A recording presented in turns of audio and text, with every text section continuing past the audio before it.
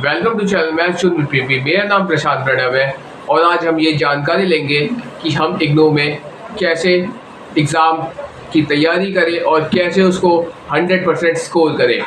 ठीक है, तो आइए हम स्टार्ट करते हैं। ठीक है, तो आइए, ये है pattern to get 100% marks in IGNOU exam. तो पहला पॉइंट आता है, अगर पेपर 50 मार्क्स का हो, अगर पेपर 50 मार्क्स का हो तो उसका 40% इग्नू लेता है हमेशा, यानी 20 मार्क्स कंपलसरी होते हैं, एग्ज़ाम में आने ही आने चाहिए। अगर पेपर 100 मार्क्स का हो तो आपको उसका 100 मार्क्स का 40% यानी 40% मार्क्स आपको गेन करना है किसी भी कंडीशन में। ये कंपलसरी होता है, इग्नू का नियम होता है ये। ठीक, इसका सेकंड पार्ट होता है कि अगर इस असाइनमेंट जो होते हैं इग्नू जो असाइनमेंट्स देता है, ठीक है, तो उसे खुद लिखना होता है। ठीक, और जिसमें इसमें से भी आपके पेपर्स असाइनमेंट भी आपका 100 नंबर का होता है, तो उसमें भी आपको 40% मार्क्स कंपलसरी होता है इग्नू असाइनमेंट में भी। ठीक, और इसमें लैब्स किसी सब्जेक्ट में कोई ऐसे कोर्सेज होते हैं जिसमें, जैसे ये हमारा BCA हो गया या MCA हो गया या कोई से भी ऐसे कोर्स जैसे होते हैं, तो उनमें क्या होता है, उनमें लैब के भी एग्ज़ाम्स होते हैं आपके, तो उसमें भी आपको 40% कंपलसरी गेन करना होता है। 40 to 50% उसके अंदर होते हैं, जिसका हमारा वाइवा होता है, वाइवा सेशन। ठीक, अब आइए मैं नेक्स्ट टॉपिक में बताता हूँ कि लोगों की ये बहुत बड़ी दिक्कत होती है कि हम इग्नू में एग्ज़ाम देते हैं, पेपर लिखते हैं, लेकिन नंबर नहीं आते। ठीक है, तो नंबर कैसे आए वो मैं आज आपको तरीका बताता हूँ, एग्ज़ाम को करने का पैटर्न बताता हूँ इग्नू का। ठीक है, तो इसका फर्स्ट पॉइंट है, answer should be dotted points not in numbers. Answer जो है उसको हमें डॉटेड पॉइंट में, यानी इस तरह जो मैंने आपको दिखाया हुआ है यहाँ पे, डॉटेड पॉइंट्स में हमें लिखना होता है नंबर की बजाय। इसका एडवांटेज और डिसएडवांटेज मैं दोनों बताता हूँ। अगर आप इसको डॉटेड में लिखेंगे, जैसे आपने कोई आंसर है उसके 8 पॉइंट है, ठीक है, आपने नंबर डाल दिया, 1 पॉइंट दिस है, सेकंड पॉइंट दिस है, थर्ड पॉइंट दिस है, ऐसे करके आपने 8 पॉइंट बना दिए। ठीक, तो जो एग्ज़ामिनी होगा, जो पेपर आपका चेक कर रहा होगा, चेकर जो होगा, वो क्या करेगा, वो देखेगा कि आपके 8 पॉइंट ही आपने लिखे, आपने 1 2 3 4 8 पॉइंट लिखे हुए हैं, उसे वो क्या करेगा कि वहाँ से हज़ारों कॉपी चेक कर दी, वो ये गलती देख लेगा कि आपने ऐसे करके 1 2 3 4 ऐसे करके आपने 8 पॉइंट लिखे हुए हैं। तो जहाँ उसको फुल मार्क्स देना है, वहाँ वो क्या करेगा, जैसे 10 नंबर का क्वेश्चन है तो वहाँ आपको 4 नंबर या 6 नंबर दे के छोड़ देगा। ये है डिसएडवांटेज अगर आप इसमें नंबर्स में पॉइंट्स को डिनोट करते हो। तो अगर आप उसी पॉइंट्स को इस तरह डॉट में डिनोट्स करोगे, ठीक है, तो उस कंडीशन में क्या होता है कि आपने 8 पॉइंट लिखा है, अब भाई उसे हज़ारों कॉपी चेक करनी है, एक कॉपी चेक नहीं करनी, उसे हज़ारों बच्चों की, लाखों बच्चों के इग्नू के अंदर हज़ारों लाखों बच्चे बैठे हैं, तो उनकी कॉपी चेक करनी, तो वो क्या करेगा, वहाँ पे पॉइंट गिनने नहीं बैठेगा। ठीक है, कि आपने कितने पॉइंट लिखे हैं, जो आपने डॉट्स डाल के पॉइंट बनाए वो पॉइंट गिनने नहीं बैठेगा, वो केवल थोड़ा बहुत देख लेगा। और फिर हो सकता है आपको, जैसे 10 नंबर का पेपर है तो 10 दे दे, 9 दे दे, 8 दे दे, ये आप हो सकता है उस कंडीशन में। तो ये एडवांटेज था और डिसएडवांटेज था कि नंबर्स में लिखना है या डॉटेड में डालना है, ये अब आपको डिसाइड करना है। ठीक, मैं तो ये कहूँगा कि हमेशा जब भी पॉइंट बनाओ, किसी भी पेपर में जब भी पॉइंट से लिखना है तो उसको डॉटेड डाल दो। ठीक, अब इसका दूसरा पॉइंट आता है, heading should be attractive. Answer का जो हेडिंग होता है, हेडिंग अट्रैक्टिव होना चाहिए, कैची होना चाहिए, आई कैची होना चाहिए हेडिंग। मतलब कि ज़्यादा डिज़ाइन कलाकृति नहीं करनी, नॉर्मल जैसे कोई भी हेडिंग है। जैसे मुझे एक्सप्लेन करना है क्लाउड कंप्यूटिंग को, ठीक है, तो मैं क्लाउड कंप्यूटिंग ही लिखूँगा। ठीक, लेकिन अच्छे राइटिंग में, सुंदर अक्षरों में क्लाउड कंप्यूटिंग लिख के उसको हेडिंग अट्रैक्टिव बना के उसे मैं आगे उसे शो करूँगा। ठीक, उसके बाद क्या करना है, जैसे आपने क्लाउड कंप्यूटिंग आपको एक्सप्लेन करना है टॉपिक, तो आपने हेडिंग डाल दिया क्लाउड कंप्यूटिंग, नीचे एक हल्का सा लाइन लगा दिया कि हाँ भाई ये मेरा हेडिंग है, डिनोट कर दिया, फिर एक लाइन आपने छोड़ दिया। ठीक, अब क्या होता है इग्नू में सबसे बड़ा पॉइंट ये है कि बच्चों के पेज नहीं भरते। पेज उन्हें आंसर चाहिए 3 पेज में, 4 पेज में, 5 पेज में। वो कहते हैं कि कहाँ से लिखे हैं, जितना आंसर उतने से लिखे हैं, पेज मेरे नहीं खींचते। तो पेज खींचने का भी तरीका मैं बता रहा हूँ आपको। हेडिंग डाला दिया आपने, बहुत बहुत बढ़िया बढ़िया, क्लाउड कंप्यूटिंग लिख के एक हल्का सा अंडरलाइन कर दिया। ठीक, यहाँ पे जैसे क्लाउड कंप्यूटिंग लिखा, ये नीचे ऐसा कर दिया, अंडरलाइन हमने कर दिया। ठीक, उसके बाद हमने एक लाइन छोड़ दी, गैपिंग कर दी। उसके बाद का जो पैरा है, उसके बाद का जो उसमें पैरा आएगा, उसको भी आपको कोशिश करनी है कि पॉइंट में डालो। ठीक है, अगर आप पॉइंट में नहीं डाल सकते तो उसमें इस तरह से लिखो कि जैसे कोई भी पैराग्राफ है, अगर उसे पॉइंट में डालोगे तो ज़्यादा अच्छे से आपको नंबर मिलने की चांसेस हो सकती है उस कंडीशन में। ठीक, अगर आप पॉइंट में नहीं डाल सकते तो आप उसका पैराग्राफ ही लिखो, उसके कुछ पॉइंट, यानी जैसे क्लाउड कंप्यूटिंग मैंने एक टॉपिक लिया, क्लाउड कंप्यूटिंग हम जिसे कहते हैं, हमने पैराग्राफ में शो कर दिया या पॉइंट्स में शो कर दिया। मैं पॉइंट में शो कर देता हूँ कि क्लाउड कंप्यूटिंग हम किसे कहते हैं, इसका नाम ये है, इसका ये वर्क ये है, इसके अंदर ये होता है, 3-4 पॉइंट हमने दिखा दिया। अब क्या करूँगा, उसके एडवांटेज में आऊँगा मैं, क्लाउड कंप्यूटिंग का एडवांटेज क्या है भाई। जैसे वो पैराग्राफ कंप्लीट हुआ, जैसे एक टॉपिक लिया क्लाउड कंप्यूटिंग, एक लाइन छोड़ दिया, फिर हमने वो 3-4 पॉइंट में उसको क्लाउड कंप्यूटिंग का एक्सप्लेन करा, इसका ये फंक्शन है। उसके बाद अगले उस पर आए, फिर हमने बीच में एक लाइन छोड़ दिया, फिर हम एडवांटेज पे आए। ठीक, एडवांटेज हमने लिख दिया, एडवांटेजेस ऑफ क्लाउड कंप्यूटिंग, फिर हमने बीच में एक लाइन छोड़ दिया, फिर जैसे उसके 7-8 एडवांटेज है तो उसको हम इस तरह डॉटेड 7-8 एडवांटेज लिख देते हैं। फिर हम एक लाइन फिर हम छोड़ेंगे, फिर हम डिसएडवांटेज ऑफ क्लाउड कंप्यूटिंग लिखेंगे, तो उसके हम 7-8 उसके भी पॉइंट है, वो भी लिख देंगे, एक लाइन छोड़ के। इस तरह अगर हम आंसर करेंगे तो आंसर हमारा अट्रैक्टिव भी होगा, हेडिंग भी अट्रैक्टिव होगी, और इसमें मतलब कि ज़्यादा से ज़्यादा पॉइंट मिलने के चांसेस हमें हो जाएगा। ठीक, सब ये 2 पॉइंट मैंने आपको बताया। ठीक, अब मैं आपको एक चीज़ बताता हूँ, सबसे बड़ी बात, लोग जो आंसर लिखते हैं, ठीक है, आंसर लिखते हैं तो कुछ गलतियाँ हो जाती है। गलती भाई सबसे होती है, एग्ज़ाम में सबसे गलती हो जाती है, कोई बात नहीं, लेकिन गलतियाँ जो होती है तो उसमें क्या होता है कि लोग बहुत ज़्यादा गुच्छड़ कर देते हैं, यानी बहुत ज़्यादा उसे इतना मतलब उसे उसके ऊपर, जैसे कोई शब्द मुझे AND एंड लिखना है, मैंने ADN लिख दिया गलती से, पेपर में जल्दी लिख रहा हूँ, गलती से मैंने ADN लिख दिया। ठीक, अब उसको मैं इतना वो कर दूँगा, बिल्कुल ऐसे कर, उसको इतना गुच्छड़ कर देंगे, यानी उसको इतना काट देते हैं कि वो वाली गलती जो होती है वो हाईलाइट हो जाती है। ठीक, तो ये वाली गलती आपको कभी नहीं करनी।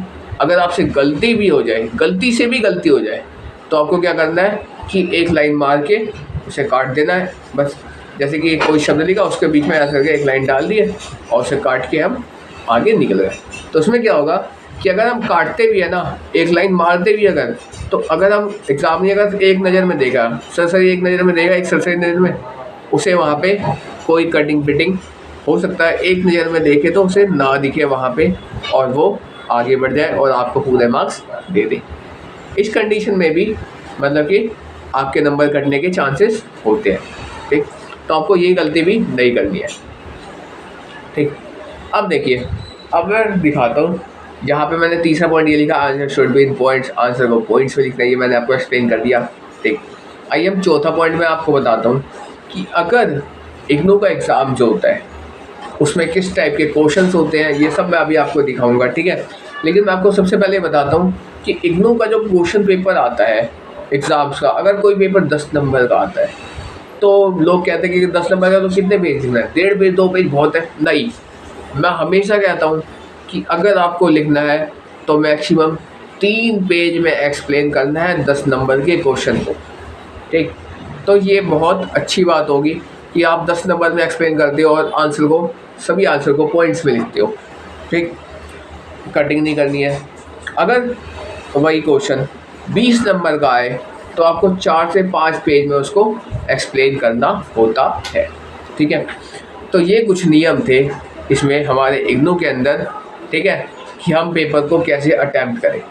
अब आइए, अब मैं आपको यहाँ लेके चलता हूँ तो इग्नू के एग्ज़ाम में किस तरह के हमारे ये आते हैं, क्वेश्चंस किस तरह के आते हैं, वो मैं आपको इसके अंदर दिखा दूँ। मैंने यहाँ पे 2 पेपर सैम्पल के लिए लिया हुआ है। ठीक है, आपको समझाने के लिए कि किस तरह के पेपर आते हैं। मैंने आपको क्या बताया था, आपको भी एक बताया था, एक पेपर आता है 50 नंबर का और एक पेपर आता है 100 नंबर का, ठीक है। तो वो मैं आपको यहाँ समझाता हूँ, ठीक है। जैसे यहाँ देखिए, बैचलर डिग्री प्रोग्रामिंग का यानी BDP का पेपर है मेरे पास, ECO 01 कोर्स है इसका, ठीक है। इलेक्टिव कोर्स कॉमर्स का है सब्जेक्ट ये, ठीक। अब देखिए यहाँ क्या है कि टाइम ड्यूरेशन 2 आवर्स का दिया है, ठीक। ये भी एक सबसे बड़ा पॉइंट है कि हमें टाइम ड्यूरेशन को देखते हुए काम करना है। टाइम ड्यूरेशन, जैसे हमें क्वेश्चन पेपर मिले तो हमें सबसे पहले क्या देखना होता है, यहाँ पे पेपर कितने टाइम का है, कितने समय का है, कितने घंटे का पेपर है, 2 घंटे का है। अब देखिए मार्क्स, मैक्सिमम मार्क्स कितनी है, 50, यानी 50 नंबर का पेपर है। ये क्वेश्चन पेपर मैं आपको 50 नंबर का दिखा रहा हूँ। और ये जो सब्जेक्ट्स है, ये मेरे का बिजनेस ऑर्गेनाइजेशन है, ECO 01 है, ये इलेक्टिव कोर्स है कॉमर्स का। इसको ये पेपर है, कुछ ऐसे पेपर होते हैं इग्नू के अंदर जो दोनों माध्यम में अवेलेबल होते हैं, इंग्लिश मीडियम या हिंदी मीडियम, ठीक। अब रही समस्या, कोई बच्चा कहता है कि मेरे पास तो मतलब कि मीडियम तो मेरा इंग्लिश है, लेकिन मतलब कि मेरी हिंदी बहुत ज़्यादा स्ट्रॉन्ग है, मैं पेपर हिंदी में आसानी से कर सकता हूँ। तो उस समय आपको उस कंडीशन में आपको घबराना बिल्कुल भी नहीं है। आप क्या करेंगे, जब आप पेपर का जब ऊपर की इग्नू की जब हमारी आंसर शीट आती है तो उसमें सबसे नीचे की तरफ हमारा वो लिखा होता है कि आपको किस मीडियम में पेपर करना है, इंग्लिश में या हिंदी में। अगर आपको हिंदी में करना है तो आप हिंदी मीडियम को टिक कीजिए और आगे हिंदी लिख दीजिए और अपना पूरा पेपर आप हिंदी मीडियम में कर सकते हैं। वो इग्नू वो समय बिल्कुल नहीं कहने आएगा कि आपका इंग्लिश में था, आपने हिंदी में पेपर क्यों किया। ये कोई दिक्कत इसमें नहीं होती है, ठीक। अब देखिए, अब इसके कुछ यहाँ पे नोट्स हैं क्वेश्चन में। यह है अटेम्प्ट एनी 5 क्वेश्चन, ठीक है। कोई से भी ये आपको पढ़ना कंपलसरी होता है इसमें एग्ज़ाम में, कि इसमें लिखा है अटेम्प्ट एनी 5 क्वेश्चन, कोई से भी 5 क्वेश्चन करने हैं। All question carry equal marks, सभी क्वेश्चन के इक्वल मार्क्स हैं, ठीक है। जितने भी क्वेश्चन दिए, टोटल क्वेश्चन में से 5 ही क्वेश्चन करने हैं। टोटल क्वेश्चन का ही 6 क्वेश्चन देता है, एक क्वेश्चन हमेशा एक्स्ट्रा रखता है, ठीक। ये देखिए, इसमें पहला क्वेश्चन 10 नंबर का है, दूसरा 10 नंबर का, तीसरा 10 नंबर का, ठीक। ऐसे सारे क्वेश्चन इसके 10-10 नंबर के हैं। इसमें से आपको कोई से भी 5 क्वेश्चन करने होते हैं, ठीक। अब ये देखिए, यहाँ देखिए, ये देखिए, मैंने आपको बताया था ये पेपर इंग्लिश में भी अवेलेबल है और यही सेम पेपर ये देखिए यहाँ हिंदी में भी अवेलेबल है। वही है मेरा व्यावसायिक संगठन, ठीक है। इसका यहाँ पे देखिए, यहाँ दिया हुआ है ECO 01 कोड, यही वही वाला है, पीछे वाला ऊपर वाला कोड है ये, ठीक। अब ये भी, इसमें भी आप देख सकते हैं 2 घंटे का टाइम ड्यूरेशन है, 50 मार्क्स का पेपर है और 70 मार्क्स कंपलसरी होता है, यानी बाध्यता यानी कंपलसरी होता है। 70% मार्क्स आपको गेन करने होते हैं, ठीक। अब देखिए, ये पेपर तो हो गया मेरा हिंदी मीडियम का और इंग्लिश मीडियम का 50 नंबर का। अगर पेपर आपका 100 नंबर का आता है, ठीक है, बैचलर ऑफ कंप्यूटर एप्लीकेशन यानी BCA का पेपर है ये, ठीक है। तो BCA का पेपर, मैंने BCA का पेपर उठाया हुआ है यहाँ पे 100 नंबर का, BCA 012 जिसका कोड है, ठीक। दिसंबर 2022 का पेपर है, बेसिक मैथ है सब्जेक्ट, ठीक है। तो इसमें क्या है, इसमें टाइम ड्यूरेशन देखिए आपको 3 आवर्स का है, 3 घंटे का पेपर है और मैक्सिमम मार्क्स इसके 100 है, ठीक। तो देखिए, और यहाँ पे नोट में दिया हुआ है फर्स्ट क्वेश्चन इज़ कंपलसरी। आपको क्या करना होता है, अब मैं आपको इसमें एक बहुत बड़ी जो पीछे की क्वेश्चन के पीछे करने की जो पॉलिसी होती है वो मैं आपको यहाँ समझाता हूँ। आपको अगर पहला क्वेश्चन अगर पूरा अच्छे तरीके से आता है तो आपको फर्स्ट क्वेश्चन बिल्कुल कंपलसरी तरीके से करना होता है, ठीक है। इसमें आपको मतलब कि एक पॉइंट भी नहीं छोड़ना होता। और बाकी के जो 3 क्वेश्चन है, attempt any 3 questions from the remaining questions, यानी कोई से भी 3 अटैम्प्ट करने हैं बचे हुए क्वेश्चन में से, ठीक। पहला कंपलसरी है, 100 नंबर का पेपर आएगा तो इस तरह के बात इसमें नोट में लिखा होता है कि फर्स्ट क्वेश्चन इज कंपलसरी और बाकी ये 3 में से कोई से भी, बाकी के क्वेश्चन में से कोई से भी आपको 3 क्वेश्चन अटैम्प्ट करने होते हैं, ठीक। अगर बाई चांस, मैं आपको एक बात बताता हूँ, अगर बाई चांस आपको फर्स्ट क्वेश्चन पूरा नहीं आता, जैसे फर्स्ट क्वेश्चन के यहाँ पे इन्होंने लिए हुए, मैं इसको खोल के दिखाता हूँ। पहला पार्ट है 2, 3, 4, 5, 6, 7, 8 पार्ट है इसके अंदर, एच तक है, ए से लेके एच तक 8 पार्ट इसने दिखाए हुए हैं इसके अंदर, ठीक है। मैं कहता हूँ आपको कि जैसे मुझे थर्ड पार्ट यानी सी और डी मुझे नहीं आता, इस कंडीशन में मैं क्या करूँगा, मैं जितने क्वेश्चन फर्स्ट क्वेश्चन के जितने पार्ट आते हैं मुझे, मैं वैसे एग्जांपल लेके आपको बता रहा हूँ कि जैसे सी डी पार्ट मुझे नहीं आता, मैं क्या करूँगा, मुझे बाकी पार्ट आते हैं, 8 में से 6 पार्ट मुझे आते हैं, 2 पार्ट मुझे नहीं आते, मैं उन 6 को कर लूँगा, ठीक है। अब उन्होंने पीछे 3 क्वेश्चन यहाँ देखे, यहाँ आपको मैं दिखाता हूँ, यहाँ पे 3 क्वेश्चन उन्होंने अटैम्प्ट करने को क्या रखा है, 1 क्वेश्चन छोड़ने को कहा हुआ है, ठीक। तो मेरे देखो यहाँ पे कितने नंबर का पेपर मेरा छूट रहा है, 100 कंप्लीट करने के लिए 10 नंबर का, 5 नंबर ये 5 नंबर ये, ठीक है। 10 नंबर का पेपर मेरा छूट रहा है। अगर मैं 90 नंबर का पेपर कर लेता हूँ अकॉर्डिंग टू क्वेश्चन, यानी 2 पार्ट मैंने छोड़ दिए, ठीक है, मैंने 90 नंबर का पेपर कर लिया, तो अब वो आपकी मर्ज़ी है, ये बात मैं अपने ऊपर नहीं लूँगा, ये आपकी मर्ज़ी है कि आपको 90 नंबर का पेपर लेना है कितने नंबर का, ठीक है। लेकिन अगर एक क्वेश्चन लास्ट का है, अगर वो आपको आता है और वो आपने फर्स्ट पार्ट में कुछ क्वेश्चन छोड़े हुए हैं, जैसे आपके 10 नंबर का क्वेश्चन छूट रहा है, तो वो आप जो लास्ट पार्ट में आप 10 नंबर अपना मतलब कि गेन कर सकते हैं, ठीक है। ऐसा कुछ नियम होता है इसके अंदर। जैसे अगर आपको पहला क्वेश्चन कंप्लीट नहीं आता, जैसे मैं आपको एग्जांपल ले रहा हूँ, फर्स्ट क्वेश्चन मुझे बिल्कुल भी नहीं आता, बिल्कुल आता ही नहीं, एक भी क्वेश्चन नहीं आता फर्स्ट का, मुझे second, third, fourth and fifth ये 4 क्वेश्चन अच्छे से आता है। मैं क्या करूँगा, second, third, fourth and fifth उस नंबर को डाल के कर लूँगा। लेकिन आपको एक बात का ध्यान रखना है, बहुत सबसे बड़ा पॉइंट है और सबसे इम्पोर्टेंट महत्वपूर्ण पॉइंट है, अगर क्वेश्चन नंबर 2 का ए पार्ट है तो आपको भी आंसर शीट में सेकंड का ए पार्ट ही डालना है, आपको उसमें फर्स्ट का ए पार्ट अपने तरफ से आप नंबर नहीं डाल सकते, क्योंकि वो क्या करेगा, जो चेकर होगा वो देखेगा क्वेश्चन, अगर आप सेकंड का ए पार्ट को फर्स्ट का ए पार्ट डाल रहे हो तो वहाँ क्या होगा कि वहाँ वो चेकर देखेगा कि ये क्वेश्चन कुछ और है, आंसर कुछ और है, वो सीधा वहीं काट देगा, आपके नंबर इसमें डिडक्ट हो सकते हैं। तो आपको इस टाइप की गलती नहीं करनी है, ठीक है।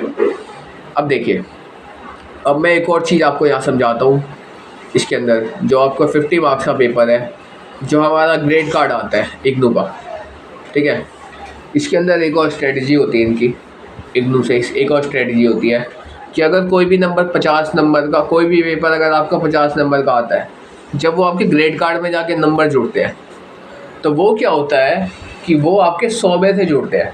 अब देखिए, जैसे किसी बच्चे के 50 में से 40 उसने गेन किया, ठीक है, 50 नंबर का पेपर तो उसने 40 नंबर गेन किया, तो उसके जब ग्रेड कार्ड में वो 50 नंबर, जैसे मेरा ये वाला सब्जेक्ट है, ये देखिए ECO 01 का पेपर है, जब ये वाला उसमें जाएगा ग्रेड कार्ड में नंबर जुड़ेंगे, जैसे मेरे 50 में से 40 आ गए, ठीक है, तो जब वो ग्रेड कार्ड में नंबर जुड़ेंगे तो वो 100 में से लगेगा, तो 50 का डबल 100 हो गया, तो 40 का डबल 80 हो जाएगा, तो वो 80 में से उसके नंबर उसमें जुड़ते हैं, ठीक है। और इस बात का आपको ध्यान रखना है, ठीक है। तो ये सारी स्ट्रेटजी होती है हमारी इग्नू की, कि इग्नू में हम कैसे एग्ज़ाम को क्लियर करें और कैसे 100% गेन करें, ठीक है। तो मैं समझता हूँ कि आप लोग समझ पाए होंगे, और best of luck for your exam.